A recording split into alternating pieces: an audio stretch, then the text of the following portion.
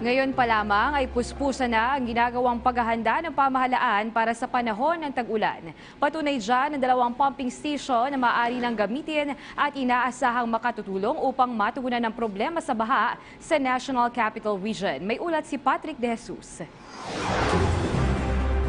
Sa tuwing may baha sa Metro Manila, apektado ang lungsod ng Valenzuela. Pero ngayon, mayroon ng 2 pumping station sa Coloong at Wawang Pulo na pinasinayaan ng Department of Public Works and Highways o DPWH at ang lokal na pamahalaan ng Valenzuela. Taon-taon ay lubhang binabaha ang mga residente ng Valenzuela City, lalo na kapag panahon ng tag-ulan at malalakas sa bagyo. Kaya't sa mga itinayong pumping stations ay inaasahang hindi na makakaranas ang syudad ng matinding pagbaha na nakapipinsala ng mga kabahayan at ari-arian. Mekawayan River ang babagsakan ng tubig mula sa mga nasabing pumping stations. Mayroon namang dike system na nakakonstruct upang hindi makapasok ang tubig baha sa mga kalapit lugar sa Bulacan. Mahigit 1 bilyong piso ang ginastos para sa naturang flood control project na sinimula noong 2015 sa ilalim ng Feasibility Study on Valenzuela o Bando Mekawayan Area and Drainage System Improvement Project. Ngunit makailang beses na natigil ang proyekto hanggang sa nagtuloy-tuloy na ito bandang 2017.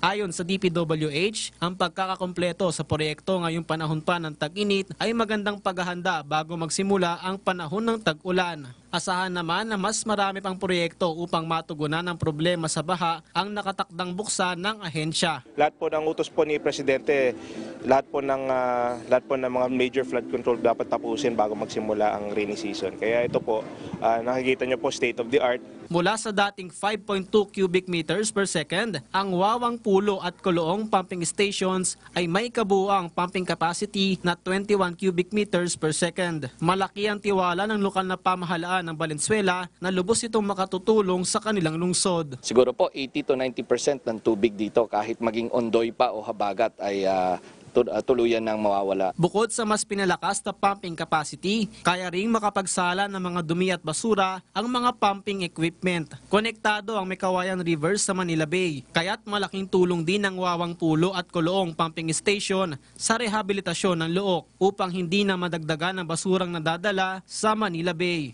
Patrick De Jesus para sa Bayan. Walang patid na balitaan saan man panig ng bansa. Nakatuto kahit Sabado man o Linggo upang maghatid ng hitik na impormasyon. Pawang katotohanan lamang. Kasama ang mas pinalakas na puwersa ng PTV News. Ulat, Bayan. Tuwing Sabado at Linggo, alas 6 ng gabi. Dito lang sa PTV.